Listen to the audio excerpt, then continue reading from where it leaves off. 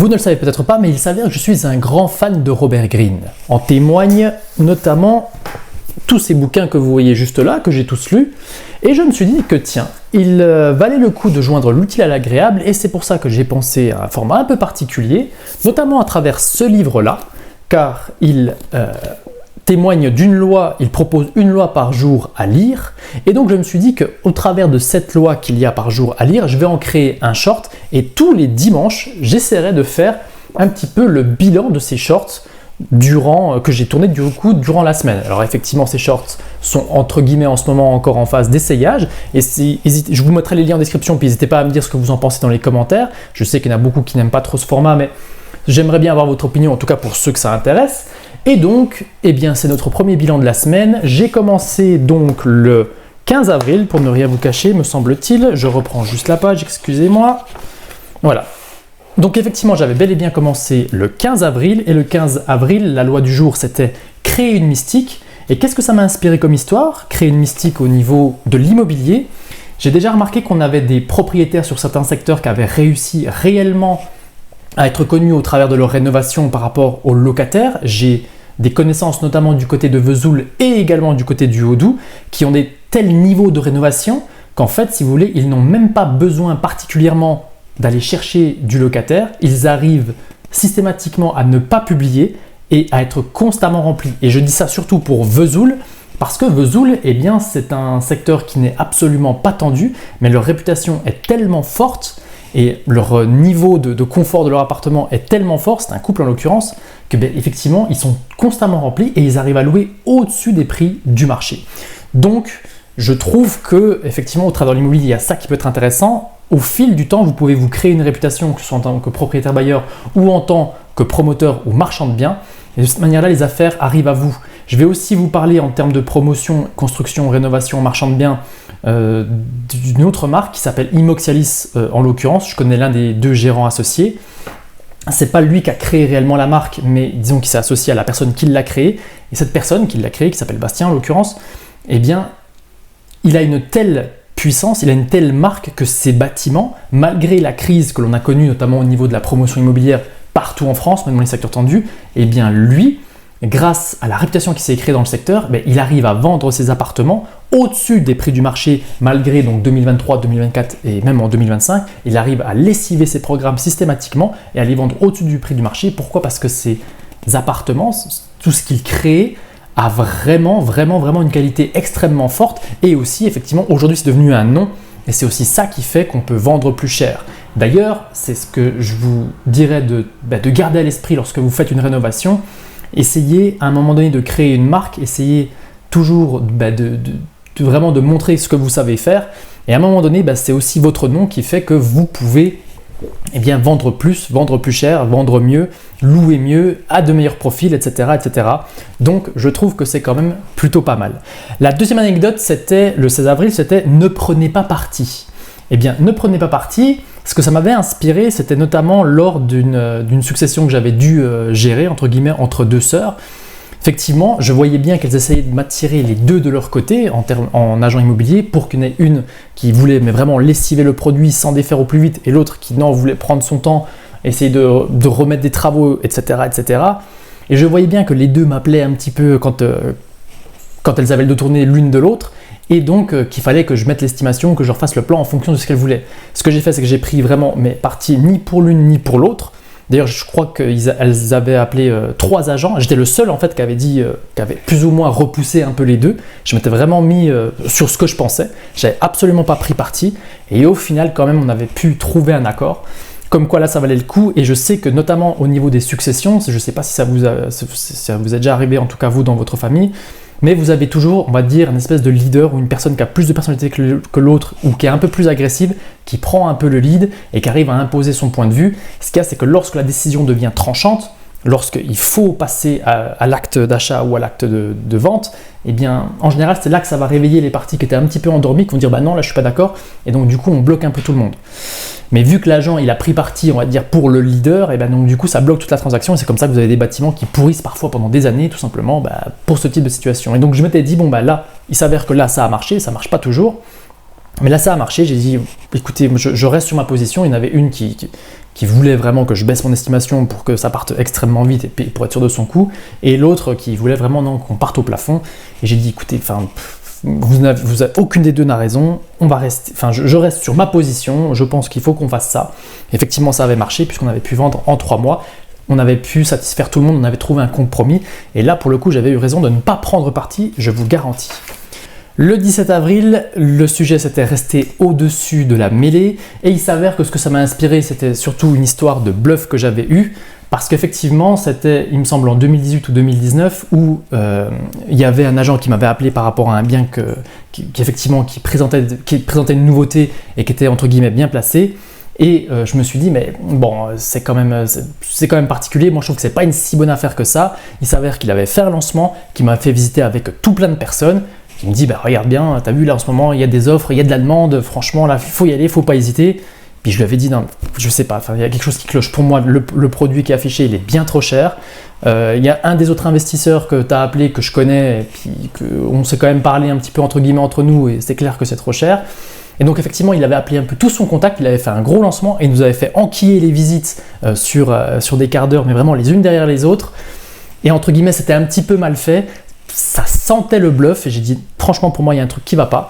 Et donc du coup je dis bah écoute, si tu trouves une offre, trouve-en une offre, trouve une offre, ma foi il y en a bien un qui va se positionner à un moment donné. Et au final, on voit que 3 mois, je crois que c'était 3 ou 4 mois après, l'offre elle était toujours là. En réalité, il cherchait vraiment un acquéreur rapidement parce que son vendeur lui mettait la pression. Dès le début, ça arrive, on a de plus en plus maintenant aujourd'hui des vendeurs qui mettent la pression aux agents pour vendre rapidement. Et ils étaient déjà un petit peu la corde au cou. Ils avaient quand même voulu tenter leur prix, ce qu'il ne faut jamais faire. Si vous êtes la corde au cou, ne tentez pas votre prix, mais mettez-vous au plus vite au prix du marché, sous peine de quoi vous risquez de tomber sur un zozo comme moi qui va vous dérouiller. Et donc c'est un peu ce qui s'était passé. Je dis bah écoute, t'es bien gentil, mais moi je suis prêt. Effectivement, le produit il a des avantages, il a des bons trucs, il a juste un emplacement qui est bof. Bah écoute, ce sera 20 000 de moins. Et effectivement, le fait que je me suis mis entre guillemets en retrait, je dis bon voilà, j'avais montré du désintérêt. Et bien ça avait vraiment joué pour moi parce que donc, du coup j'avais pu ensuite derrière faire mon offre, faire un petit peu ce que je voulais quand j'étais un peu plus libre. Et dans ce cadre-là, effectivement, j'avais pu quand même négocier une méga négociation. Et donc, du coup, franchement, j'avais acheté largement en dessous des prix du marché et j'avais fait un beau cash flow sur cette opération. Donc, voilà un peu ce que ça m'avait interpellé au niveau de rester au-dessus de la mêlée. Ensuite, on avait eu le 18 avril, faites sortir le serpent. Qu'est-ce que ça m'avait inspiré, faites sortir le serpent ? Très souvent, pareil, c'est aussi une négociation. Ça m'avait quand même pas mal inspiré sur le fait que, notamment en période 2020 et 2021, vous aviez, entre guillemets, la guerre des hackers, mais la vraie. Et on avait très souvent des personnes, parfois on avait des produits qui traînaient un petit peu, et souvent on avait des gens qui vantaient l'apport. Lorsque vous vantez l'apport, en tant qu'agent, on a une technique qui est toute simple, c'est d'utiliser le compte séquestre du notaire pour essayer de l'éventer un petit peu. Écoutez, vous avez un gros apport, je comprends. Effectivement, mon vendeur, il sera très sensible à ce type d'argument, parce qu'on a quasiment la certitude d'aller au bout. Par conséquent, effectivement, cet apport, ce que je vous propose, c'est qu'on le mette en compte séquestre chez le notaire, chez votre notaire ou chez le notaire du vendeur, histoire de vous engager un peu plus et d'avoir un peu plus de mordant sur votre offre. Et c'est une bonne manière, je trouve, d'essayer d'éventer les gens qui vous font miroiter des apports pas possibles. Lorsque les choses deviennent concrètes, tout d'un coup, ça se met à bégayer. Donc, c'est une bonne manière, je trouvais, de faire sortir le serpent. Et en tout cas, il y a plein d'autres exemples qu'on pourrait donner, mais c'est vrai que donner la bonne phrase au bon moment, ça permet aussi de révéler la réelle position d'une personne, pour peu que ce soit fait un peu intelligemment. En tout cas, vous allez avoir une réaction, par exemple, faire une offre un petit peu agressive à un vendeur qui ne veut pas se dévoiler, ça va aussi faire le serpent, on va aussi se rendre compte du prix qu'il en veut. Donc, c'est un peu ce que ça m'avait inspiré, mais vraiment cette histoire où j'avais dit, écoutez, il n'y a pas de problème, le gars, je roulais vraiment des mécaniques, se montrait vraiment un petit peu sûr de lui. Je dis, bon, écoutez, très bien, effectivement, faites une offre, et puis il avait fait une offre un petit peu vraiment pétée, entre guillemets, à 15% en dessous. Pas de problème, écoutez, si vous avez un apport si fort que ça, vous vous engagez à le mettre en compte séquestre chez le notaire. Et là, il n'y avait plus personne. Et je trouvais que c'est toujours un petit peu intéressant de faire ça en termes de négociation, si vous voulez vraiment éventer un bluff, entre guillemets. Ou en tout cas, faire ressortir une vraie émotion de la personne qui peut y avoir en face de vous. Parce que parfois, vous avez des hackers qui viennent juste là pour jouer un petit coup. Voilà pour le 18 avril, faites sortir le serpent. Et enfin, celui de hier, 19 avril, adaptez vos flatteries. Et qu'est-ce que ça m'avait inspiré ? Les fameuses surestimations des agents immobiliers. Parce qu'en fait, si vous voulez, lorsqu'un agent immobilier commence à vous surestimez un bien, évidemment que la plupart du temps, eh bien, les vendeurs qui se retrouvent avec une estimation plus haute que ce qu'ils pensaient se voient flattés, ils se disent purée la vache, je suis bon en affaires, j'ai bien positionné mon bien, j'ai fait une belle rénovation, etc., etc. Mais en réalité, pas tant que ça. Et souvent, ça permet aux agents, eh bien, au moins d'avoir une chance de vendre au travers du fait qu'ils peuvent vous prendre un mandat. Alors après, évidemment, que vous êtes bloqué pendant 3 mois avec une exclusivité, bien que ces arguments sont de moins en moins vrais. Mais en tout cas, ça m'a vraiment fait penser à ça. Et c'est vrai que moi, j'avais eu beaucoup de difficultés pendant des années par rapport à la prise de mandat, notamment en particulier lorsque je travaillais pour mon ancien employeur. Et en fait, ce que je faisais pour prendre du mandat, au lieu de flatter entre guillemets par le prix, j'essayais de flatter un petit peu ailleurs, j'essayais de flatter sur la décoration, j'essayais de flatter sur l'aspect un peu stratégique de ce qu'ils ont fait. Mais en aucun cas, je ne flattais vraiment au travers de l'estimation que je rendais au niveau du prix. Ça m'avait coûté beaucoup de fois très très cher parce qu'effectivement, il y avait une autre agence qui passait derrière et qui mettait un prix entre guillemets un peu plus élevé qui n'arrivait pas à vendre. On retombait sur le prix de mon estimation quelques mois après, mais peu importe. En tout cas, c'est l'autre personne qui avait pris le mandat et c'est l'autre personne qui avait pu vendre. Mais aujourd'hui, donc ça c'est un peu moins vrai. On va dire que les vendeurs ont quand même été un petit peu vaccinés par rapport à ce type de discours. Mais ça existe encore énormément. D'ailleurs, j'ai une personne que j'accompagne qui a 3 biens à vendre et il s'avère que sa résidence principale, elle en veut environ 450 000, on va dire, en prix confort. Il y a une agence qui a quand même réussi à lui sortir une estimation à 800 000 euros. Alors évidemment, on se sent flatté, mais quand la flatterie elle est vraiment trop grosse, qu'elle est vraiment ridicule, bien même elle, ça l'avait fait rigoler. Et ce qu'il y a, c'est qu'elle a perdu confiance quasiment dans l'intégralité de la profession. Et donc évidemment qu'une flatterie qui est trop grosse, ça marche quand même pas, quoi. Mais en tout cas, vous avez quand même des agents qui font ça, qui vont flatter entre guillemets au travers du rendu du prix. Ce qu'il y a, c'est que c'est vraiment quelque chose de dangereux parce que ça met un prix en tête aux vendeurs. Et ce qu'il y a, c'est que la plupart du temps, c'est pour les desservir. Essayez plutôt que de flatter entre guillemets votre ego, vous vendeur, au lieu de flatter votre ego au travers d'un prix plus fort, essayez de flatter, on va dire, le marché au travers du produit que vous proposez, au travers de l'agressivité que vous avez fait, au travers de la rénovation que vous avez faite, au travers du marketing que vous allez faire. Mais en aucun cas, n'allez positionner un prix entre guillemets qui vous plaît à vous, mais qui plaît à personne d'autre. Donc voilà un peu ce que ça m'a inspiré, toutes ces vidéos. Je vous mets en lien tous les shorts si vous voulez aller les voir, histoire de me dire ce que vous en pensez.